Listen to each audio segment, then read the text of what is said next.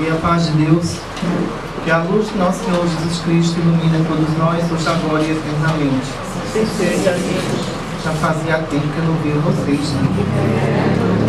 30 dias. Mas, quanto tempo? 30 dias. Só? Só. Me parecia 90. Pena, né? Vamos elevar o nosso pensamento a Deus, a Maria Santíssima, e vamos refletir sobre o tema da tarde de hoje, João de todas as verdades. Para ser religioso e para seguir o Cristo quando ele estava aqui na terra, era preciso que as pessoas que o seguiam tivessem coragem. Não era fácil, não. Essa palavra coragem se resume em perseguições, acusações, calúnia. Alguns discípulos que eram apedrejados porque alguns conceitos religiosos da época não concordavam com a pregação do Cristo, a pregação do seu amor e do seu despreendimento. O cristianismo sempre foi perseguido e sempre será perseguido, sim, porque a proposta do cristianismo é a proposta do amor. Mas para sentir amor é preciso dois conteúdos básicos naqueles que seguem Jesus: despreendimento e coragem. Olha a proposta do Cristo. Quando ele fazia suas colocações, a gente vai chegar em João ainda, calma. Quando ele fazia suas colocações, e ele dizia: eu não vim trazer a paz, eu vim trazer a divisão. Eu vim colocar fogo sobre a terra. Espero que esse fogo se acenda rapidamente. A proposta do amor iria trazer a dor, viu? Porque a proposta do amor jamais foi pregada na terra. E disse: se houver duas pessoas dentro do lar, uma estará contra a outra. O pai contra o filho contra o pai. E terão como inimigos pessoas da mesma família. Profecia de Jesus. Ele estava falando aí na divisão religiosa entre as pessoas. Porque para muitas pessoas, existem uns aí que estão com 90 anos e ainda está procurando a religião certa. O seu coração é incerto. Religião certa, todas elas são religião certa. Agora o seu coração é incerto. Porque o seu coração não está ainda à disposição das pessoas que estão sofrendo. A condição da religião e do religioso está no sentimento do bem, na pacificação geral, e não na escolha certa de tal religião. Existem pessoas que às vezes eu estou consultando aqui dentro do hospital Maria Cláudia Martins, e elas dizem: doutora, eu vou em toda a religião. Mas por quê? Porque quando eu morrer, chegar do outro lado, eu vou perguntar: qual é a religião certa? Vai dizer: é essa que eu fui, viu? Então veja a ideia ainda das pessoas quanto à questão de religião. Religião não salva ninguém. Vamos colocar isso em mente. Os vossos corações, os vossos sentimentos têm que estar à disposição do seu próximo. Essa sim é a religião a ser seguida. Certo?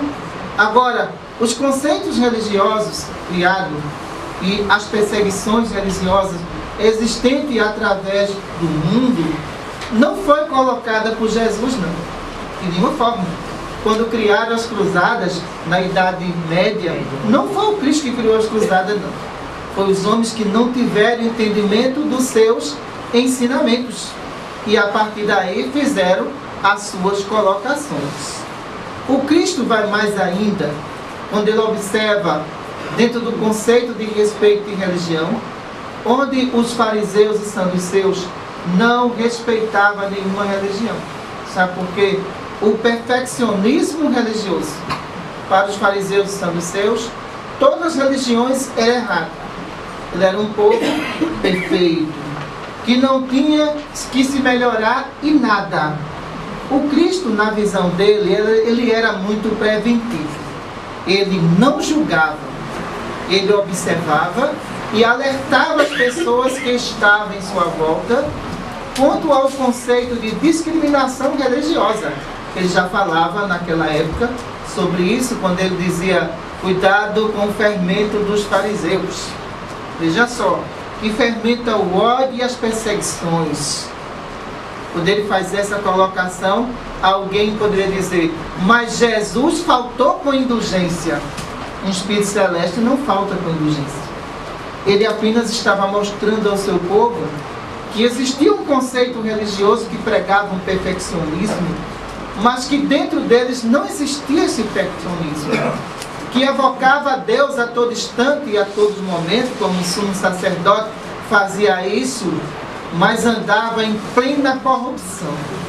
Quer dizer, tinha Deus simplesmente nos lábios, mas conservava os seus corações muito distante disso.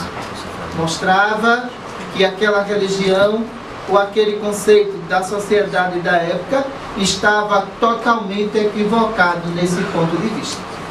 Ser religioso é ser corajoso para assumir a sua responsabilidade religiosa. E vimos que as pregações do Cristo, a convivência dele com as pessoas, as ingratidão daqueles que foram curados pelas suas mãos, mas que infelizmente, na verdade, não voltavam nem para recebido do Cristo.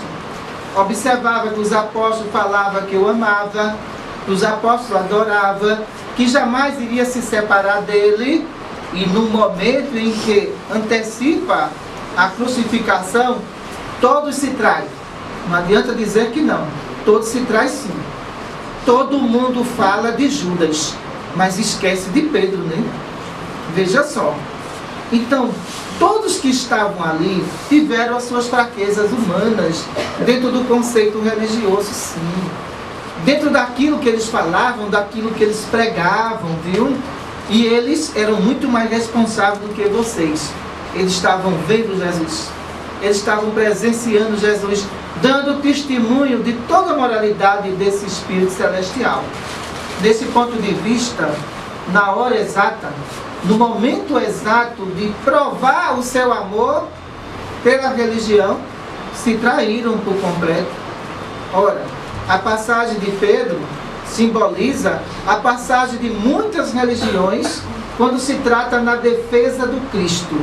Ah, mas todo mundo gosta de falar de Jesus, né? Eu falo de Jesus, mas eu defendo ele, viu? Em todos os pontos de vista. Porque na palestra que eu fiz sobre a cristofobia através dos tempos, eu fiz uma defesa do Cristo. Mas eu não fiz uma condenação da homossexualidade. Eu fiz apenas um alerta. Tem que respeitar a imagem dele. Tem que ter respeito pelo governador do universo. Não é simplesmente você se pregar numa cruz, simbolizando o sofrimento do Cristo e levando a justiça divina ao ridículo. Ah, isso aí eu fiz a defesa, sim. A palestra está em enredo, certo? Por que fiz a defesa? Porque todo espírito celeste que é dono desse planeta merece sim respeito. Agora, muitas religiões se comportaram como Pedro, como eu já disse nessa palestra. Ah, mas eu amo o Cristo. O Cristo é maravilhoso. Olha, eu tenho até algumas coisas para vender que fala do nome de Jesus. Ah, eu canto em nome de Jesus. Eu prego no nome de Jesus. Ah, tem camisetas para eu vender em nome de Jesus.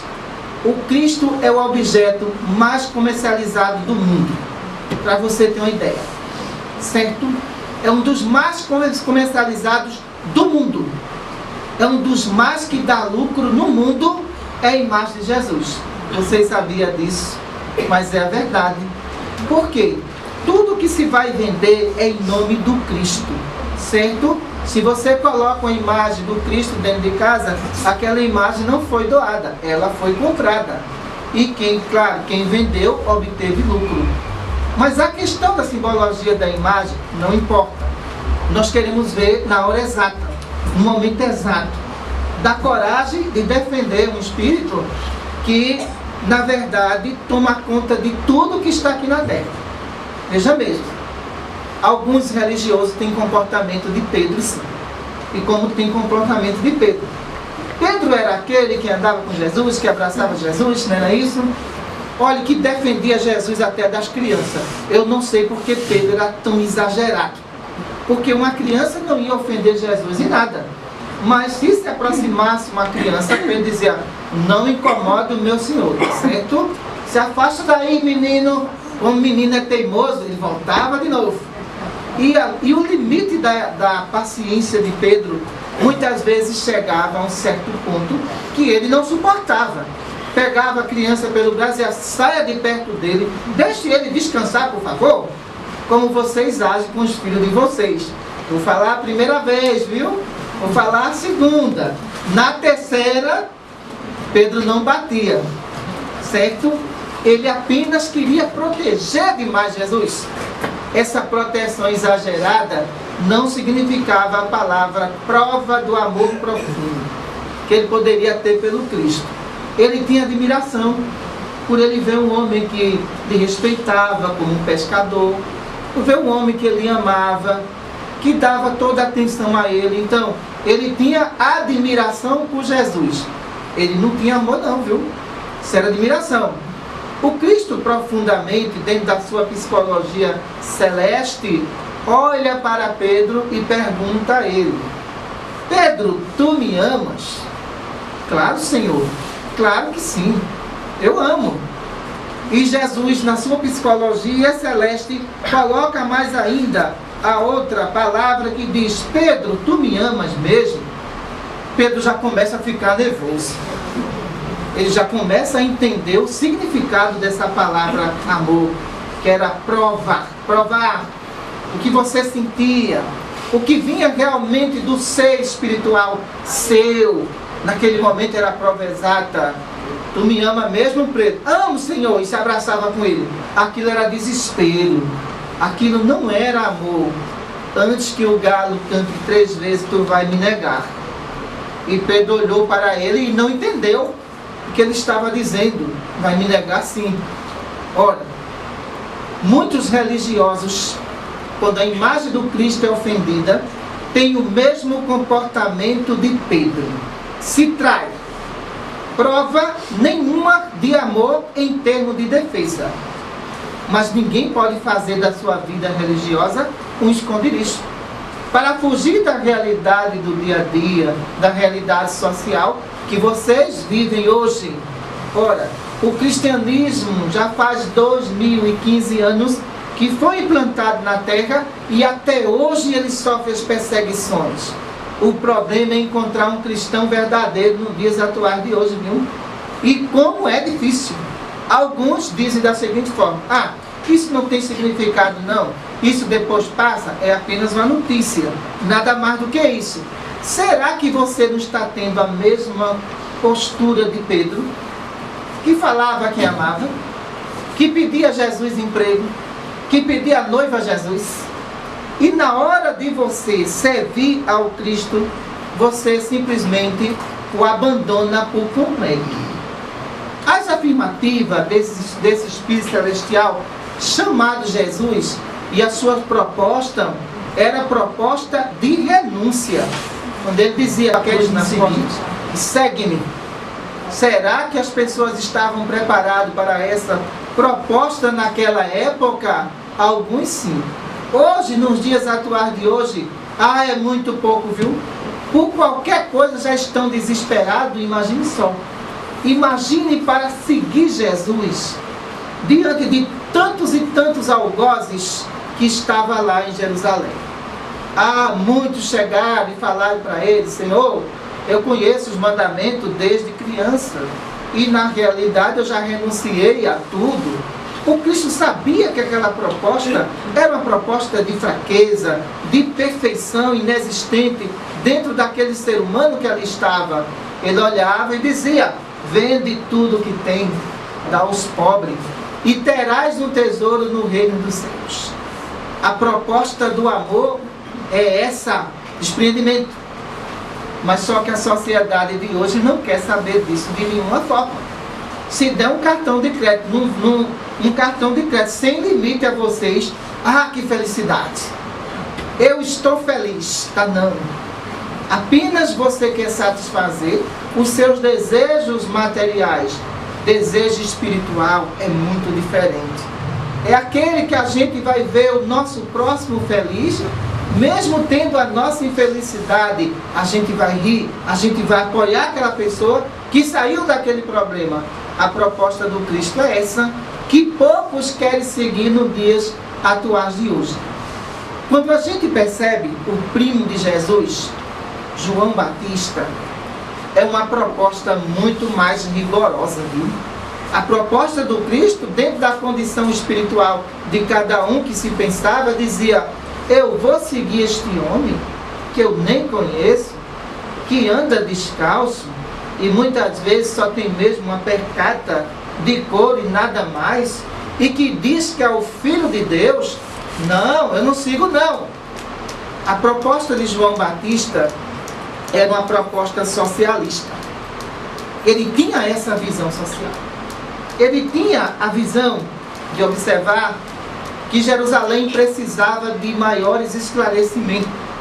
Que o povo de Jerusalém e o governo de senhor Herodes, né, era muito parecido com o nosso país que está aqui. Muito parecido mesmo. Tudo acontecia e as pessoas estavam ali simplesmente a olhar e deixar o tempo passar, e vinha a miséria, vinha a fome, vinha a corrupção, e as pessoas não acordavam para a realidade. O que fez João Batista? João Batista, ele não quis participar daquela sociedade daquela época. Ele não aceitou aquela condição, não, de jeito nenhum. Porque ele observava a inércia de muitos e ele prontamente se isolou. Ele não quis participar daquele grupo. Foi o que ele fez.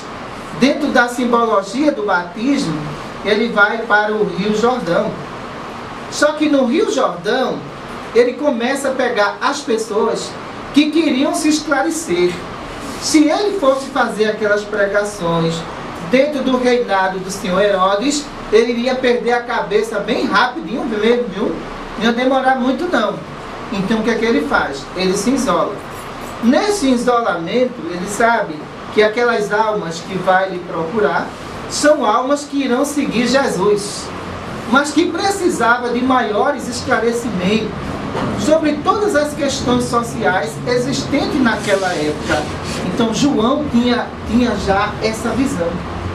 A visão que o povo estava sendo enganado.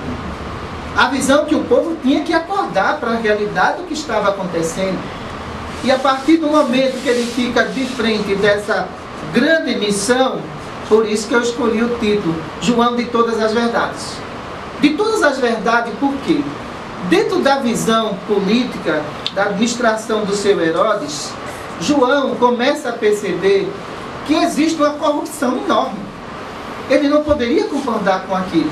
Observa que as pessoas que estavam lá na cidade, elas pagavam seus impostos através dos seus carneiros, através de suas cabras, e muitas vezes as suas filhas eram raptadas e levadas como escravas sexuais para dentro do castelo do seu Herodes.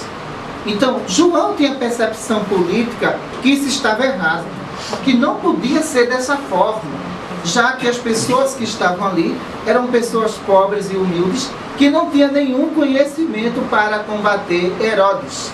O que é que João faz? Começa a explicar às pessoas que elas não poderiam ter essa submissão, não, política não, que elas teriam que acordar para a realidade, que teriam que sair daquela condição e passar a ver Herodes de outra maneira. As pessoas começaram a entender seu recado. O que é que acontece?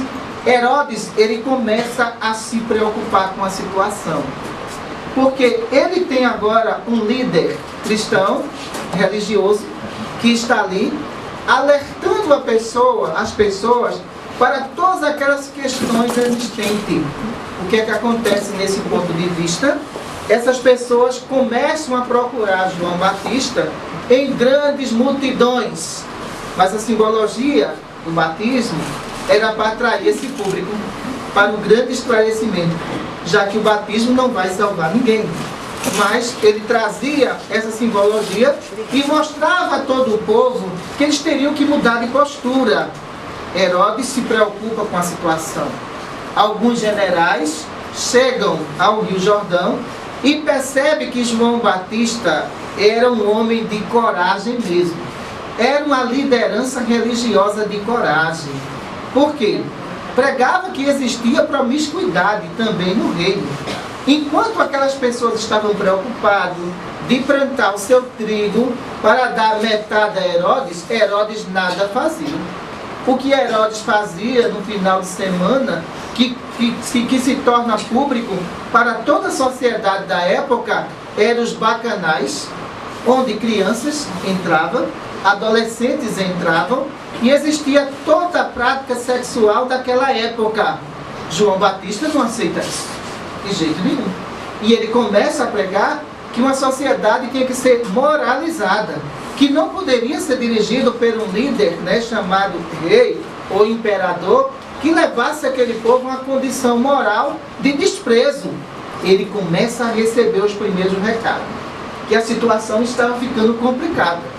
O povo estava adquirindo seus conhecimentos. Naquela época, veja só, isso já existia.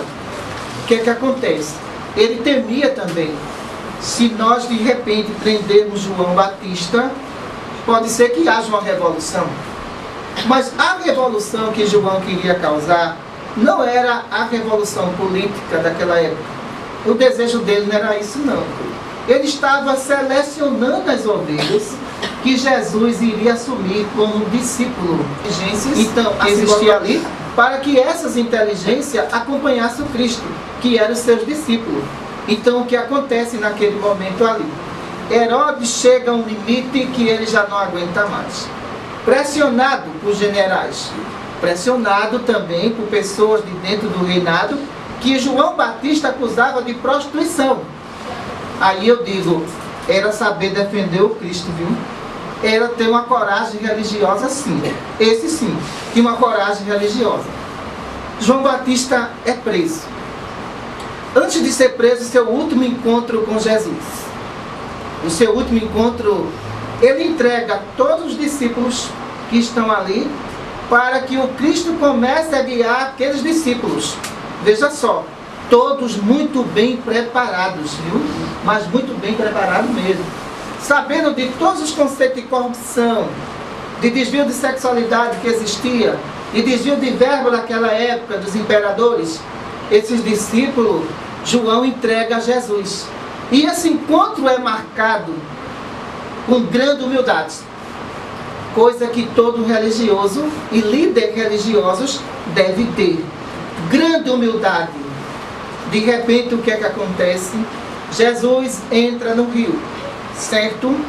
Naquele exato momento, João percebe que a sua missão terminava por ali. E naquele momento, ele, quando pensa que Jesus vai lhe abençoar naquele exato momento, o Cristo, com a sua grande humildade, Filho de Deus, pede que o João o batize. Veja só, naquele momento ali é humildade. O reino de Deus é humildade. Vamos pensar dessa forma. Ele é humildade, sim. E naquele momento João fica impressionado com a humildade daquele espírito. Veja mesmo. Dentro daquela humildade, levando para os dias atuais de hoje, imagine se ali fosse um médico orgulhoso. Dizia, ei João, baixa a cabeça que eu sou o médico. E sou filho de Deus. Espera aí, quem vai te batizar sou eu. Só que o reino de Deus, ele é dentro de uma simplicidade, dentro de uma humildade. Jesus deu aquele demonstramento. E João disse, eu não tenho nem condição de amarrar suas percatas. Veja mesmo.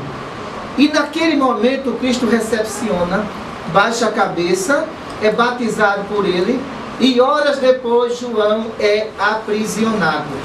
Mas ele não deixa de dizer a verdade não, viu? Ele continua com as suas verdades. Todo aquele que vem em processo de missão ele coloca a sua vida em risco em prol de uma sociedade inteira. E isso é atribuído a grandes espíritos. Não é a pequenos espíritos, não. Não é a pequenos líderes religiosos, não. Onde qualquer susto está dizendo, eu não posso perder minha reputação no meu nome. Quem quiser que fale de Jesus, eu quero vender o produto dele. Isso está completamente errado. Posição religiosa não pode ser radical. Eu concordo, de nenhuma forma. Mas posição religiosa, ela tem que ter bases bíblicas. Concordo? Base bíblica, sim. Por quê? O Cristo, quando se referia a essas pessoas, que era que ele dizia, se vocês me negar diante dos homens, eu negarei diante do Pai. Olha o que ele colocou aí. Por quê? A partir do momento que aquelas pessoas, elas entendiam que estavam pregando o nome de Jesus, os ensinamentos de Deus, mas se traíam na hora exata. Se traíam sim. Tinham medo. Fugiam da responsabilidade. E Jesus dizia, esse povo me honra com os lábios, mas conserva longe de mim os seus corações. Colocação dele não é colocação da doutora Cristina Santos, não. Por quê? Eu digo sempre uma coisa, falar de Jesus é fácil, viu? Eu quero ver defendido. Falar dele é fácil, é maravilhoso, né? Então estamos aqui com Dona Maria Cláudia Martins, estamos aqui com o doutor Bezerra de Menezes ao lado. Olha, é muito fácil falar de Jesus. Agora, exercitar a prática do Cristo, tem muita gente se acovardando. Tem muita gente com comportamento de Pedro, que é uma questão totalmente inaceitável. Mas de repente a pessoa pode dizer, ah, mas eu dou o pão, ah, mas eu faço isso, eu faço aquilo, eu pratico o assistencialismo. O que é que o Cristo dizia com relação a isso? Afastai-vos de mim, vocês que praticam obra de iniquidade. Nessa passagem, ele coloca isso bem claro quando ele diz, eu tive fome, me deste de comer. Eu tive sede, me deste de beber. Então, quando ele faz essa passagem, ele faz uma referência do assistencialismo, da humildade daquelas pessoas, do desprendimento dela. E outras vêm e dizem, Senhor, eu também faço as mesmas coisas, mas não fazia com amor, não fazia com dedicação. Por isso que ele disse, afastai-vos de mim. Vós cometeis obras de iniquidade. Imediatamente ele disse isso. Aí a gente passa a refletir e passamos a imaginar da seguinte forma, será que o bem que eu estou fazendo é o bem que o Cristo pediu? Olha o momento de reflexão para essa plateia aqui de mais de 400 pessoas. Olha o momento de reflexão. Será que é o bem mesmo que o Cristo pediu? Muitas vezes não é. De nenhuma forma. Porque quando a gente verifica dentro da prisão de João Batista, João jamais baixou a cabeça para nenhum imperador, não, pessoal. De nenhuma forma. No momento que ele foi preso, ele não se acovardou do que ele disse, não. No momento que ele foi preso e perguntaram, você é João Batista? Sou sim, João Batista. E naquele momento acorrentaram e levaram. Quando ele chega dentro do castelo de Herodes, a prova de tudo que ele estava dizendo estava ali. Ele viu tudo aquilo. Ele viu crianças sendo abusadas sexualmente ali dentro. Ele viu todo tipo, né, de barbárie dentro daqueles bacanais, porque colocaram ele de frente para insultá-lo. Veja só. E de repente o que acontece, né? A mãe de Salomé, que odiava João Batista, viu? Ela odiava, porque ela foi acusada também de adultério. Ele não é só um conceito terrestre, não. É um espírito conhecido em várias galáxias, pelo que ele passou aqui na Terra. Aí de repente o que é que acontece? Chega o Estado e diz, o Estado é laico. Não se pode de nenhuma forma colocar nenhuma simbologia de santo. Ah, mas pode colocar político corrupto numa sala de aula? Pode. Isso pode, não pode. Mas a imagem do Cristo não pode. Veja só, a imagem da perfeição não pode. O Estado não permite de nenhuma forma.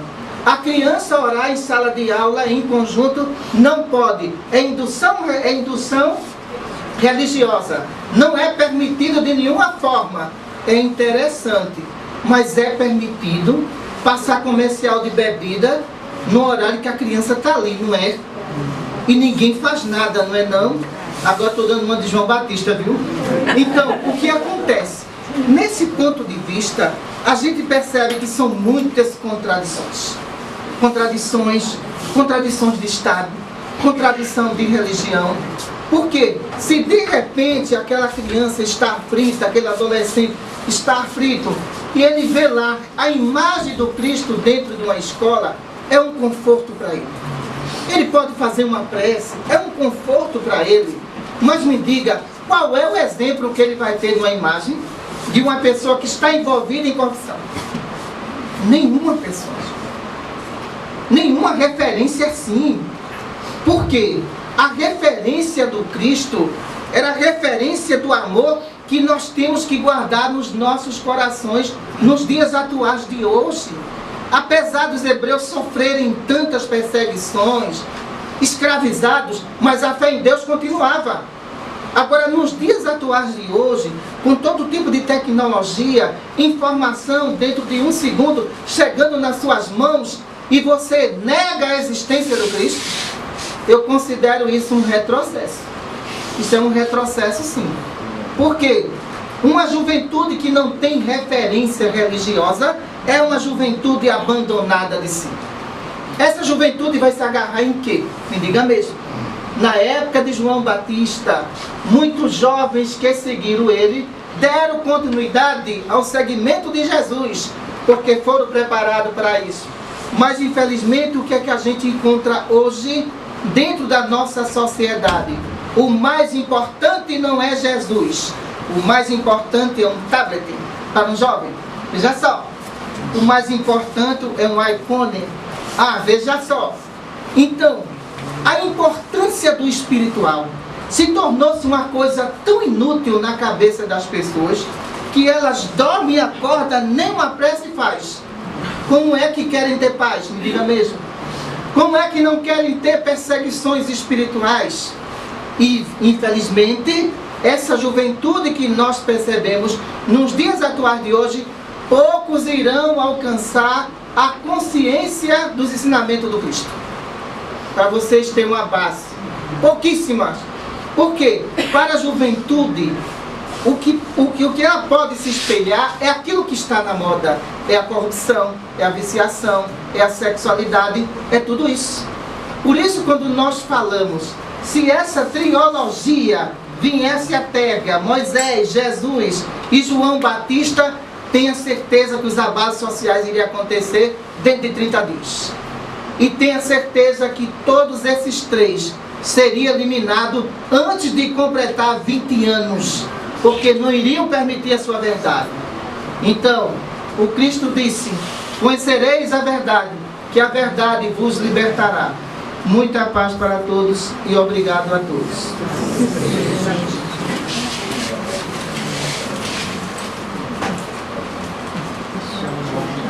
Senhor Jesus, agradecemos a Ti, Senhor, pela chuva que cai, pelo sol, Senhor, que clareia todas as florestas, Senhor. Se fôssemos imaginar uma terra sem sol, Senhor, seria as trevas sobre todos nós durante toda a vida. Mas Tu és, Senhor, a luz do mundo. Quando vós foi embora, Mestre, todos na terra ficaram na escuridão. Como disseste, Senhor, a minha paz eu vos dou, a minha paz eu vos deixo. Que essa Tua paz, Senhor, penetre em nossos corações, hoje, agora e eternamente. Muita paz, doutora Cristina Santos.